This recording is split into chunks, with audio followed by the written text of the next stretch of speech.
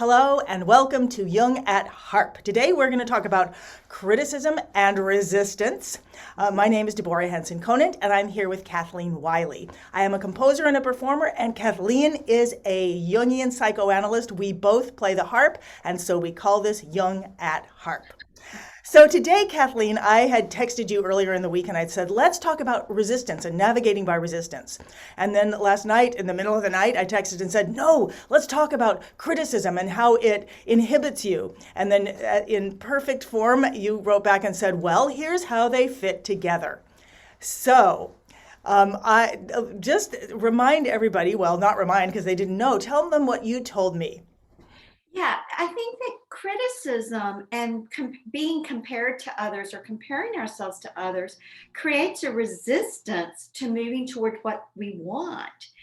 In a way, the criticism and the comparison automatically opposes ourself and our own, whether it's our own creativity or the expression of our own feeling or the expression of our own want and desire in relationship to another person, or again, in relationship to our playing. So the criticism and the comparison are actually the little, if we want to call them the demons. I know you have the demon Right. box that you encourage your students to put things in. They're the demons that actually create the resistance where we want to do something, but somehow something in us keeps stopping us. And we just never quite get it done. And so we have to then look at, okay, what's behind the resistance? What set that up? What and one way we can get at that is to ask ourselves what we're afraid of. And usually what we're afraid of goes back to some kind of criticism or comparison where we're going to come up short. You know, it's interesting because as you're talking and I'm thinking about what you're saying and navigating by resistance, and then like what am I afraid of? And often, I'm aware that I'm afraid of visibility, but why? Hmm. What? Because clearly, if anybody sees me on stage, they would say, "No, you're not afraid of visibility," because I feel completely safe on stage. And this is something I've also noticed about animals. I've noticed that I've had animals, rescue animals, always, and so they come in very, very scared, and yet, and I noticed that there's a place they feel safe. Like my dog, three-legged dog was, crazy, barking at everybody all the time, unless he was in the back of my car, in which case he was friends with everybody. My little rescue cat, won't be friendly, but forgive me for this, if I'm sitting on the toilet, that cat has to be in my lap. But just that I've observed, wow, there are places, and I've noticed that about myself. I will be petrified to go on social media, but put me on a stage, I feel safe. Now, I think it's because on a stage, I feel there's no criticism. Certainly, while I'm there, nobody can criticize. I mean, even if they yell up from the audience, it is a time of safety. But on social media, I feel like it can always come back. Yeah, well, I mean, my thought as you're saying that is that when you step on stage, you create a bubble that's your world. And no one, and I'm going to say this, then I'm going to refute it. No one else is in your world in that moment you're on stage. And they are also in your world in that you're aware that there is an audience and there is a feedback loop going on between you and them in terms of the atmosphere in the room and the feeling state in the room. But as the performer on stage, you are the central tether for that atmosphere. As you're saying that, I'm realizing that when I'm on stage, I feel I have a job. Hmm. My job is to take people from the burden of consciousness and lift them, take them from that burden and then drop them lightly back and slightly changed. That's my job. And all I have to do is my job using the tools that I have. And so I guess that would be a mission or whatever. And at that moment, I'm following what is in my heart, of what I know. I mean, this is just my mission, or I mean, whatever I'm here to do. When I go on social media, that is not, I'm not connected to my mission. I don't see how that, I'm like, do I look okay? I mean, what, did I get enough hits? I mean, what, I'm completely ego-centered or ego-focused at that moment. No idea what my job is. Yeah. Yes. So you said a couple of really important things, which is that, and you didn't say it this way, but what you just said is that the protection from criticism and comparison is staying in sync with the mission of your heart. And that when you're in the mission of your heart, you're doing your job, which I'm calling the mission of your heart, then there isn't criticism or comparison going on internally. When you go on social media, there are all of these other reasons for being on social media that have nothing to do, it sounds like in the moment you're on social media, with the mission of your heart. You're not there with the agenda of lifting people out of the state of consciousness they're in and dropping them back in a slightly different way. You're there to promote what you're doing, to market what you're doing, to increase your visibility. So it could be an interesting exercise to begin to go onto social media without worrying about the numbers, and to begin to say, okay, what might I say that in this moment might lift people out of where they are and drop them back in slightly change? It would be an interesting experiment. Yeah, as you're talking, I'm feeling very emotional, and I'm remembering my teacher, Tony, and I'm remembering him saying, "You are an advocate for the audience. You are Mhm. an advocate for their humanity. You are an advocate for them belonging. You are an advocate." I mean, he didn't say all of that, but I've come to believe I'm an advocate when I'm playing with a symphony. I'm an advocate for the audience. You belong here. You have a voice here. You get to sing.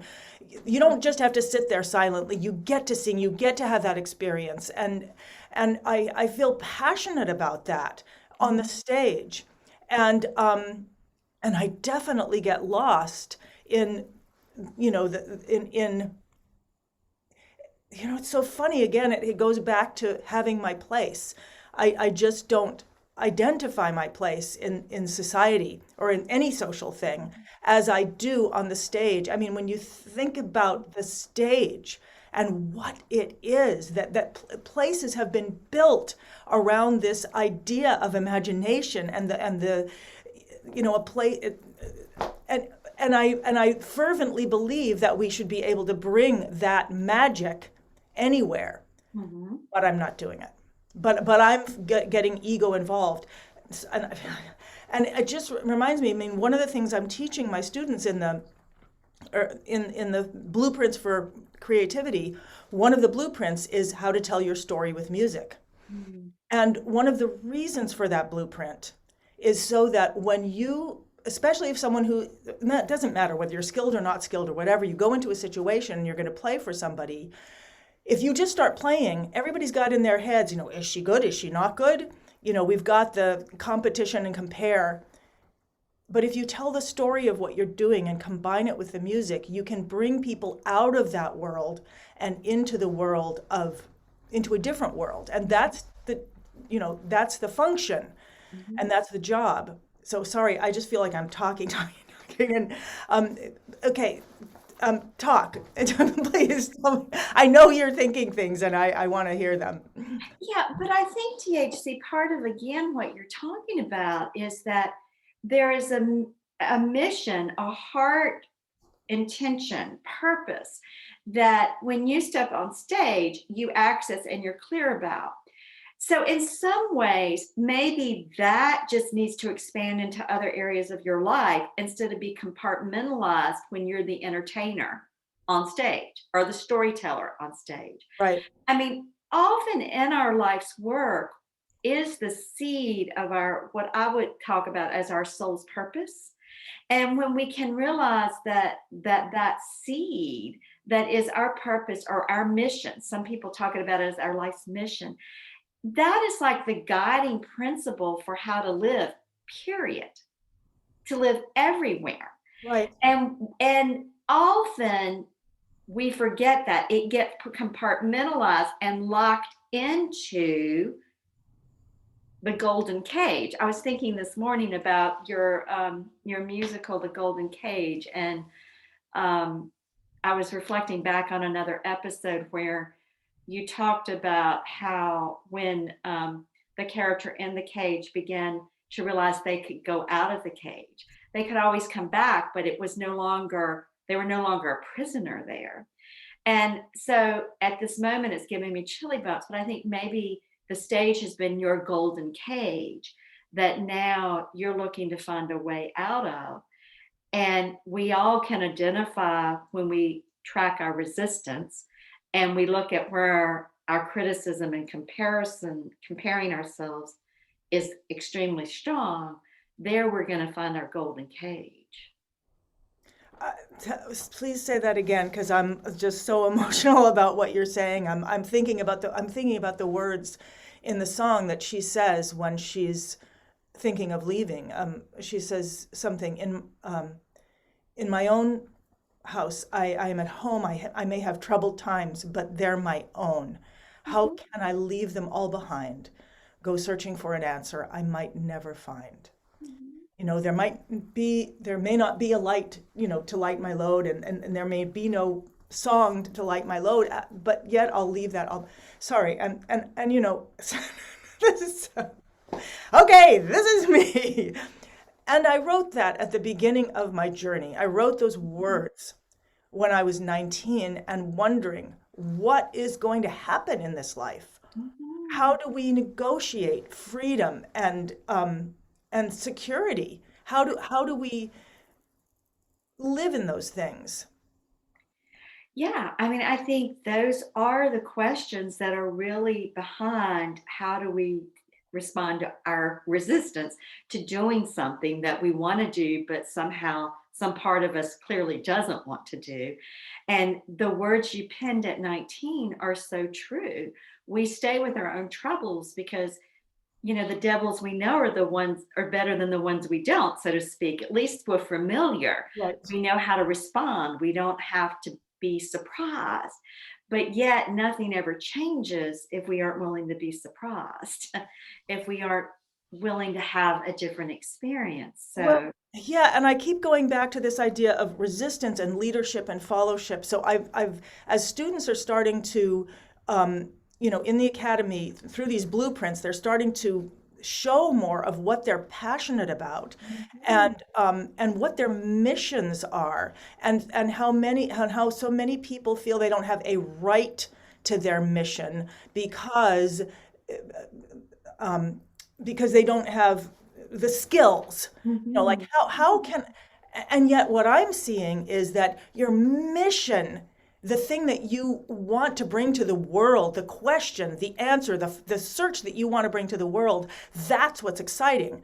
And yeah, the instrument needs to be a platform for that. And it can be a platform for that at any level of technical ability if you will believe that. mhm, And I struggle with that in my own life, with I don't have a right to, I don't have a right to make this into a podcast because technically it may not be blah, blah, blah, blah, blah, blah, blah. And so I'm buying that. I'm buying, and I see that I'm buying the safety. yeah. And often resistance kicks in and we stay in the golden cage, even though the door is open, because we are afraid of someone's criticism or our own criticism. Yeah, I really think I think what I've noticed is that there, we are resonant bodies. We are emotionally resonant bodies. And criticism is irrelevant if we're not resonating to it. Mhm. It can't do anything. It's when we resonate inside to it, then it's old wounds. Yeah. Yeah. Yeah, the cognitive behavioral people would say it's when we keep telling ourselves the same old distorted messages or rationally motive therapy. I mean, the resonance is happening because on some level we are believing it, and some part of us is telling us that. The worst kinds of resistance that are breakthrough are where there aren't any words. So even though all we have, it's like that criticism has been there for so long, we don't even hear the words anymore. We just feel the state of shame or terror or feeling no good. And so then again, that can be a clue to say, okay, what is it that I'm thinking and believing that's underneath this and that's fueling this? Because then we can begin to counter that directly. I would love you to go back to this thing where there are no words. And I know we're going all over the place today, but this morning I was writing and I was thinking about the word surrender. And I was realizing that by thinking and talking about the word surrender, I could actually feel surrender in my body. Mhm. And I was like, what is that? That's magnificent. Mm. Well, the esoteric mystery traditions, of which the Western mystery tradition is one vein, say that words actually are consciousness. And so that words encapsulate little pockets of energy. So when we say a word like surrender, it actually communicates a certain pocket of energy. And this morning, as you were writing in a meditative state, if I heard it, then you were open to being affected, to being changed by that pocket of energy that the word surrender brought. So we're talking about the invisible field that is like, it's the mind stuff that the best way I know to describe it is either to think about it as electricity or as water. It's just always there. And you know, we're operating now what we're doing because of electricity, but we don't see electricity, and God knows I don't understand it. Nor do I know how to make it happen. I mean, I know I have to plug my computer in into the wall socket, but it's that same kind of connection that words give us to the electricity of the life force or to the waters of our mental capacities. Oh, so we harness and generate somehow. With Oh, words. so the word becomes, yeah, it becomes both a distillation or a way that it's been encapsulated into a symbolic. I mean, and then you can, and this goes back to my favorite word, noumenon, a thing Mhm. in itself as separate from how it's physically presenting now. So the word becomes in that. So let's go back. I feel like we've gone all over the place, but I think I think this is the right way, because I think it's all, a straight line is not always the best way to get somewhere. So we looked at the place where there are no words Right. and how that is inaccessible in some ways. Of course, it's accessible through music Mhm. and can be accessible. Like, I'm just thinking as you're saying that, oh, I need to turn this on. I'm thinking that, one of the things that I've been teaching is motivic improvisation. I'm just going to take something that I love. Okay. I love this harmony. And I'm thinking that if I don't have the words for something, I can start by looking for the music, and then I could intone. I'm not saying anything. I can feel my way in, and if I do it long enough, letting go of what I think I'm saying and going in, I can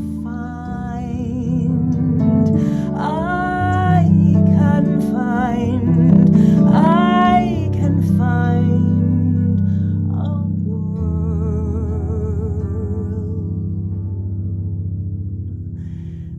I mean, I don't know how what would happen if I kept, but to start from something that has no words.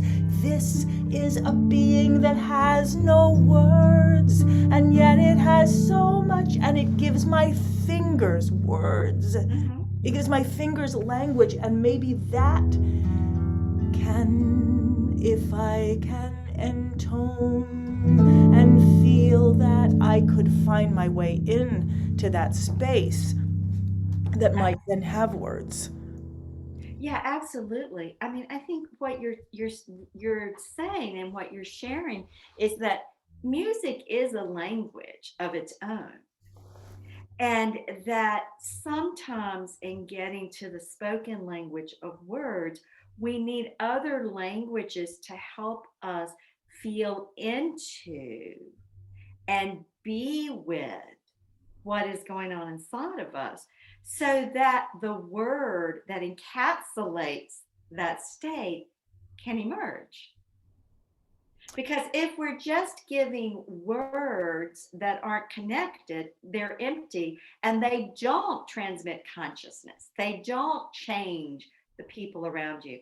I want to tie back in what we're saying, that criticism, because if we do believe what the esoteric traditions tell us, which I do, and I think you do, is that words encapsulate these pockets of energy, then think about the kind of energy that criticism brings.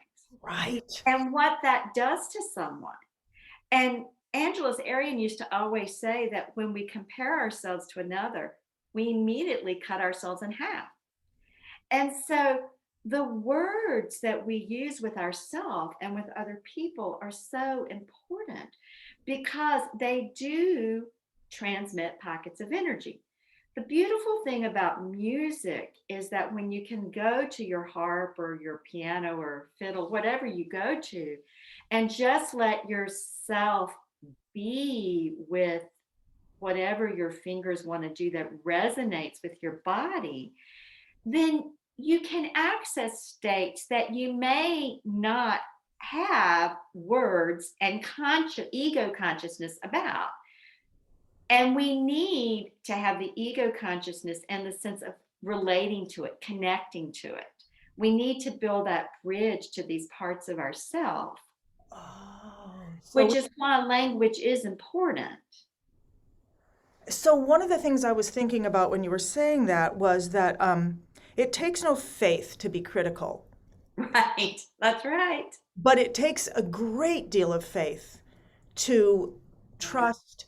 Like if I look at students' work and I see what they're going for, maybe nobody else sees that, but I see what they're going for, and I can say, great, yes, look what you did. You put the things together. And live with that. Let that grow. That's the seed. Let that grow. Then that does take faith. You have to have faith to sit there and do something that somebody else would walk in the room and say, "The hell are you doing? That sounds like crap." And it does sound like crap if somebody's listening in that way, the same way a kitten is slimy. I mean, I say that all the time. When things are born, they're born slimy. And if you criticize them as if they were full grown or compare them, they're slimy. But you know when you see a kitten that it's going to grow into a cat. But when you see a baby kitten born, icky. But many people don't know that when they see somebody creating what we used to call with Tony half-bakes, where we would present our work to each other and we wouldn't look at what wasn't there. We would ignore everything that wasn't there and only look for what was there so that we could help each other see what was there. Right. And I realized that criticism is looking for what's not there. I'm thinking about one of the basic alchemical principles and principles, again, from the esoteric teachings, which is the principle of polarity. Everything exists with its opposite. I mean, Jung said this, everything in our psyche exists with its opposite. So let's just play for a minute with half baked and full baked. Are the glass half empty or the glass half full? So whichever side you focus on is the side that's going to gain strength. So the criticism focuses on the half empty. So the half empty just gets bigger. Whereas looking at the seed and that heart's purpose that's coming through is what grows it to unfold more to become the beautiful flower. So when we are criticizing ourselves, when we're comparing ourselves to another, most of us already know this. It doesn't ever work when I say to myself, stop it, stop that. It just keeps going. But what does work is when I can say, okay, whether that's true or not, this is what's beautiful in what I'm doing. And that's what I'm going to hold on to. And that's what I'm going to keep working to flesh out in different ways. That then grows something that eventually just shatters this criticism and comparison. And a criticism and comparison then becomes non-consequential, or I'll say it a different way, it loses its potency. Typically, when we have these kinds of energy systems, they never completely go away. So, someone comes along and we respect and gives us this heaping dose of what we did wrong. And all of a sudden, this pocket rears its ugly head. It's like the helium balloon that's gotten hot air again, and then we have to again say, okay, wait a minute, maybe all that's true, but let's go back over here. And it's a choice we can make when we have conscious awareness and we understand this principle of polarity, or what Tony beautifully taught you all, to the value the half-baked. Yeah, yes. And I really, one of the things that I'm hearing you say is, I loved that image of the balloon that the hot air comes out of it, because it's still the same amount of stuff in it. It's just been heated up, and so it gets bigger and gets inflated. And so what I'm realizing is that as we actually see the beauty of what is there and acknowledge it for all it is, the relevance of the criticism, it becomes irrelevant. Even if it's there, even if it is an elephant in the room, it's irrelevant because it's a nice elephant. I'm not going to go down the elephant road. I could do that for a long time. Okay, but and I love this idea of seeing the beauty in what's there. So what I'm seeing now is so many things from this, and I know we're coming kind of to the end, which is so many things. So okay, for me, when I'm connected to my life's purpose, when I am an advocate, when I am experiencing myself as an advocate, I can go anywhere because I will fight for that. I will fight for people's right to belong. I will fight for their right to have a peak musical experience and share that at any level of technical ability. That I would fight for. Mm-hmm. I need to find I don't know what I need. I hate it when I say I need to. I don't know. What do I need to do? I want to bring that with me and not leave it at the door when I open up social media or to live in to live in the fellowship of that passion. Mm-hmm. And to instill that in every one of the people in my academy, because every one of them has some kind of mission like that. As we talk about it, I realize, they're all grown-ups. And that's what's important, is to become leaders because you're following that thing that you're passionate about and bringing it into wherever I am. And if I'm doing that, and if I'm focusing on that, then the resistance becomes irrelevant, meaning that the hot air comes out of it, and the criticism is irrelevant, because then I can say, this is what I do, and I can say it in a gentle way without having to defend myself. Meaning, this is my mission. This is what I'm going to do. Maybe I'm great at it now. Maybe I'm not great at it now. But it's my mission. It doesn't matter. And it reminds me of something that I heard Morton Gould, who's a composer, say once. And I just loved it. I mean, he said, "Good or bad, I'm a composer. That's what I'm here to do. So it's irrelevant whether I'm good or bad. Of course, I'm going to try to write music that's great, but who I am. That's who I am, and that's what I need to embody. And thank you, because I feel like I'm reconnecting with my mission, and I realize that now I have to have faith to walk in to the coffee shop, which used to scare me, like social media is the world's coffee shop, to walk in with the faith that I'm walking in with my mission. And that is so, so key. You're walking in with your mission, your heart's passion and purpose, no one else's. And when I walk in, I'm walking with my mission and my passion and purpose, Right. no one else's, and everyone in the academy. And so tapping into that, and I think part of Deborah, what you're seeing when people turn their projects in, and I think the Valentine's cards people did and the Christmas cards you were coaching people to do, is you were really experiencing their passion. And that's what was important. It wasn't whether it was a polished masterpiece or it was impressive with technique, or it was about something else, that pocket of energy going, that was a pocket from the heart. Yeah, the human connection, opening up that human connection that you talked about, the bridge even within ourselves that we have to make.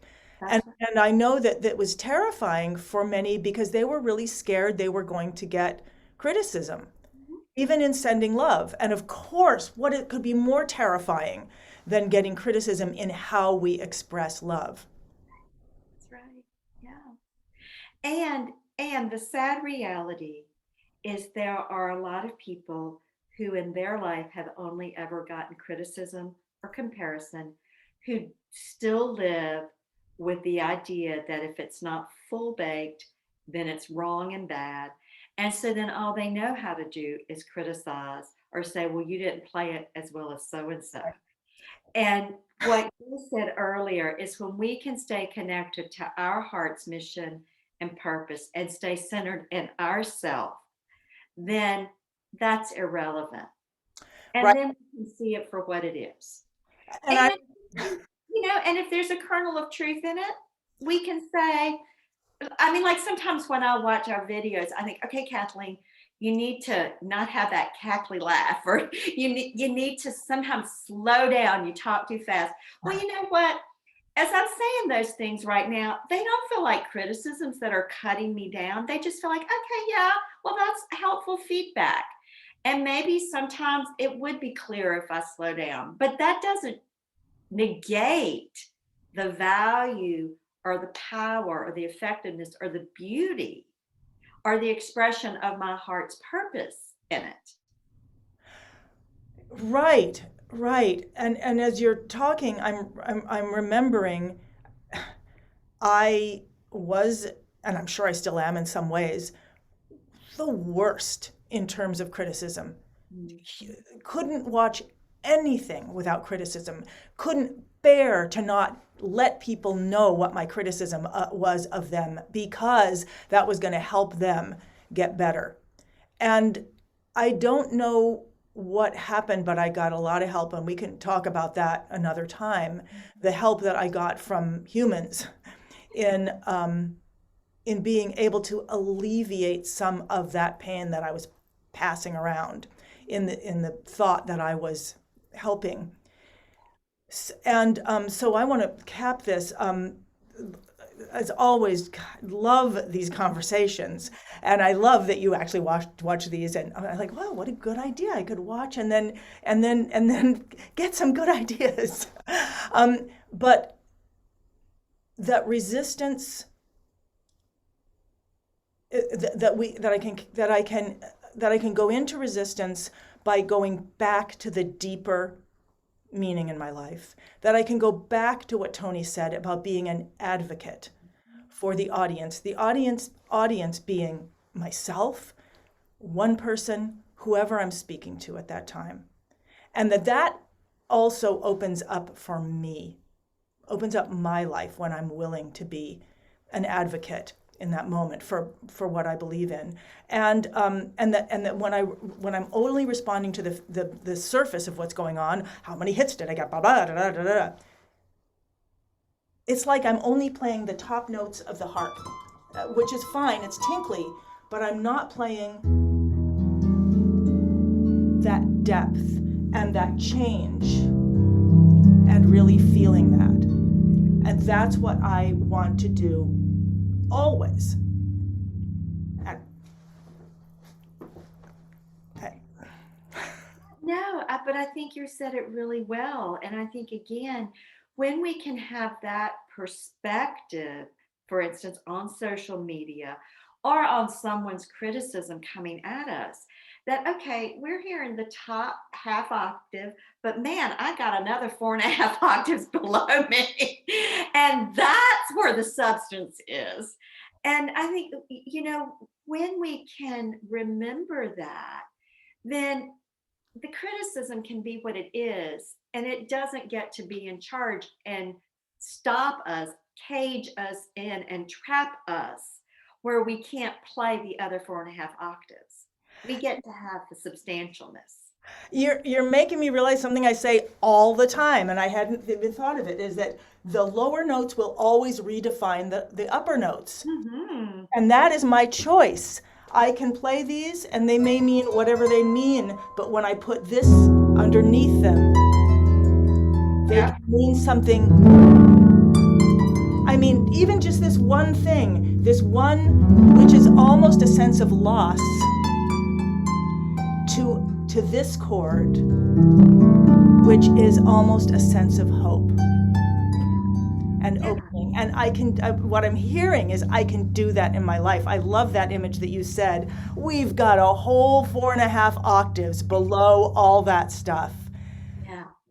Beautiful. Yeah. Well, Kathleen, thank you again for another amazing journey. It was just wonderful. Yeah, it was. And thank you for sharing it. It's fantastic to be in it together. Yes, I love that. I love the partnership and the collaboration. So I will see you again next week, and we will see everybody. And is there any one last thing that you want to say? I want to say, remember that what you want to communicate is that passion and purpose in your heart. That's what matters most, no matter whether it's in your music, in your words, in your cooking, in your walk. That's what matters most. Okay, great. And I want to remember what you said, which is no matter what's happening, there's that octave underneath that you can connect, 4.5 octaves or whatever it is underneath. All right, thank you. And I will see you next week. Okay, bye-bye. Bye-bye.